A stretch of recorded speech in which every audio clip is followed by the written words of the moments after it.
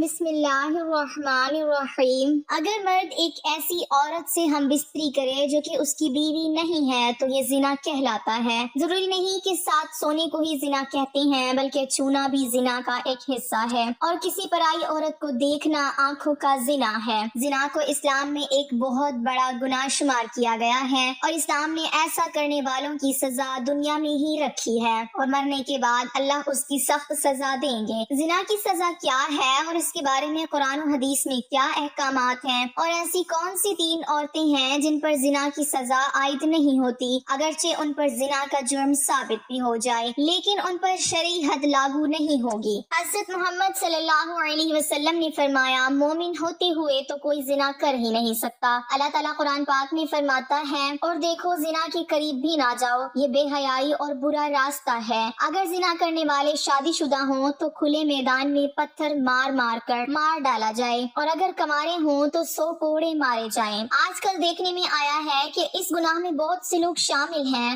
خاص کر کے اس بازار میں جہاں عورتیں اور مرد جاتے ہیں۔ کسی کا ہاتھ کسی کو لگ رہا ہے، کہاں لگتا ہے کچھ معلوم نہیں ہوتا، چاہے لڑکا ہو یا لڑکی، اور پھر اس گناہ کو کرنے کے بعد اپنے دوستوں کو بڑی شان سے سناتے ہیں، بلکہ ان کو بھی ایسا کرنے کی رائے دیتے ہیں۔ اگر کوئی اکیلے لڑکے یا لڑکی کوئی غلط کام کرتا ہے تو اس کا گناہ اس کے ماں باپ کو بھی ملتا ہے، کیونکہ انہوں نے ان کی شادی جلدی نہیں کی، جس کی وجہ سے وہ غلط کام کرنے لگے، اور شادی کی عمر ہونے کے بعد بھی ماں باپ ان کی شادی نہ کریں تو اللہ ناراض ہو جاتا ہے، اور ان کے گھر کی برکت ختم ہو جاتی ہے، اور ان ماں باپ سے قیامت کے دن اللہ حساب مانگے گا۔ ایک جگہ اللہ نے قرآن پاک میں فرمایا کہ پاک دامن لڑکیاں پاک دامن لڑکوں کے لیے ہیں۔ اس کا مطلب یہ ہے کہ اگر آپ اچھے ہیں تو اللہ آپ کو بھی اچھی بیوی یا شوہر دے گا۔ زنا ایک ایسا عمل ہے جس سے نسیان، ایڈز، کینسر جیسی موذی بیماریاں پھیلتی ہیں۔ زنا سے انسان کا دل مردہ ہو جاتا ہے، جبکہ اکثر دیکھنے میں آیا ہے کہ جب دل مردہ ہو گیا تو پھر اس کے دل سے اسلام کی روشنی ختم ہو جاتی ہے، جس سے وہ ایمان سے خالی ہو جاتا ہے۔ انسان جو بھی غلط کام کرتا ہے اس کی قیمت اس کے بچوں، ماں یا بہن کو اس دنیا میں ہی ادا کرنی پڑتی ہے۔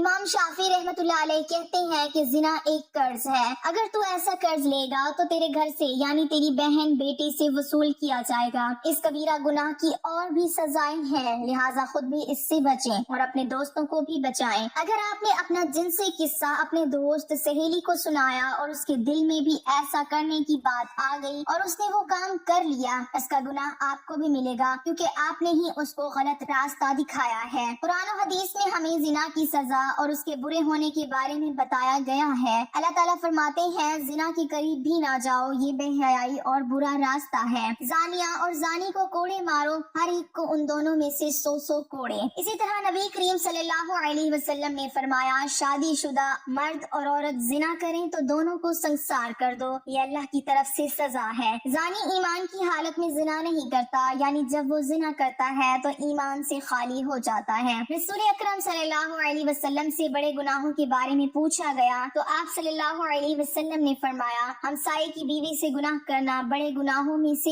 ایک گناہ ہے۔ زنا کرنے والا مسلمان عاقل اور بالغ ہو، جس نے یہ جرم اپنے اختیار سے کیا ہو اور جرم کے لیے اس پر کوئی زبردستی نہ کی گئی ہو۔ رسول اکرم صلی اللہ علیہ وسلم نے فرمایا، 3 قسم کے لوگوں کا کوئی عمل نہیں لکھا جاتا، یعنی 3 قسم کے ایسے لوگ ہیں جنہوں نے اگر زنا کیا بھی ہو تو ان پر دین اسلام کی روح سے کوئی حد لاگو نہیں ہوتی۔ ایک تو وہ جو کہ نابالغ جب تک بالغ نہ ہو جائے، وہ شخص جو سویا ہوا ہو جب تک کہ وہ بیدار نہ ہو جائے، اور تیسرا وہ کہ جس کا دماغی توازن ٹھیک نہ ہو، دیوانہ ہو، مجنون ہو، اس پر بھی اس کی کوئی حد نہیں ہے۔ آپ صلی اللہ علیہ وسلم نے فرمایا، میری امت کی بھول چوک اور جس چیز پر وہ مجبور کیے جائیں معاف کر دیا گیا ہے، یعنی اگر آپ سے کوئی بھول چوک ہو گئی ہے اللہ تعالیٰ آپ کو معاف فرما دیں گے، یا کسی چیز پر آپ کو مجبور کیا گیا ہے تو وہ بھی اللہ تعالیٰ آپ کو معاف فرما دیں گے۔ زنا کرنے والے کے لیے رجم یعنی زناکار پر حد قائم کرنے کا ایک طریقہ کار بتایا گیا ہے۔ زمین میں گڑھا کھودا جائے، زانی کو اس میں کھڑا کر کے سینے تک اس کو مٹی میں دبا دیا جائے اور پھر پتھر مارے جائیں یہاں تک کہ وہ مر جائے۔ یہ کارروائی امام اور مسلمانوں کی ایک جماعت کے سامنے کی جائے۔ اللہ تعالیٰ کا فرمان ہے، اور ان کی سزا کے وقت ایمان والوں کی ایک جماعت حاضر ہونی چاہیے۔ رجم کے بارے میں عورت اور مرد کا حکم برابر ہے، البتہ عورت کے کپڑے باندھ دیے جائیں تاکہ وہ بے پردہ نہ ہو۔ اسلام عصمت و عفت کو سب سے بڑی قیمتی متاع قرار دیتا ہے اور اس کی حفاظت کو ہر شے پر مقدم رکھتا ہے۔ چنانچہ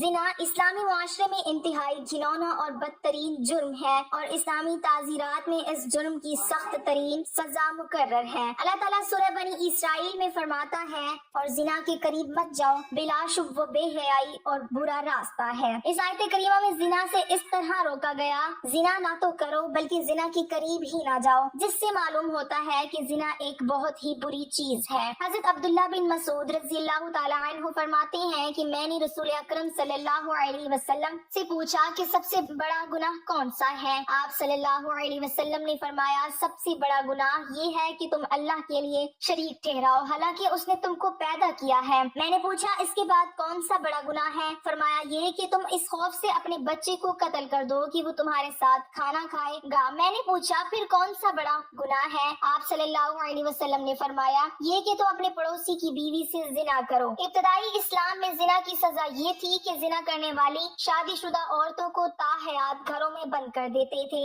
اور کنواری لڑکیوں یا غیر شادی شدہ مردوں کو زنا کرنے پر زنجیر و توبیخ اور ڈانٹ ڈپٹ کی جاتی تھی، جیسا کہ اللہ تعالیٰ کا ارشاد ہے اور جو تمہاری عورتیں زنا کریں تو ان پر 4 مردوں کی گواہی طلب کرو، پھر اگر وہ گواہی دے دیں تو ان عورتوں کو گھر میں بند کر دو تا وقت یہ ان کو موت آ جائے یا اللہ تعالیٰ ان کے لیے کوئی راستہ بیان کر دے، اور تم میں سے جو لوگ زنا کریں تو تم ان کو ڈانٹ ڈپٹ سے اذیت پہنچاؤ، بس اگر وہ توبہ کر لیں اور ٹھیک ہو جائیں تو ان کو کچھ نہ کہو، بے شک اللہ تعالیٰ بہت رحم کرنے والا ہے۔ اللہ تعالیٰ سے دعا ہے کہ اللہ تعالیٰ ہمیں زنا جیسی موذی مرض اور اس کبیرہ گناہ سے بچائے، آمین ثم آمین۔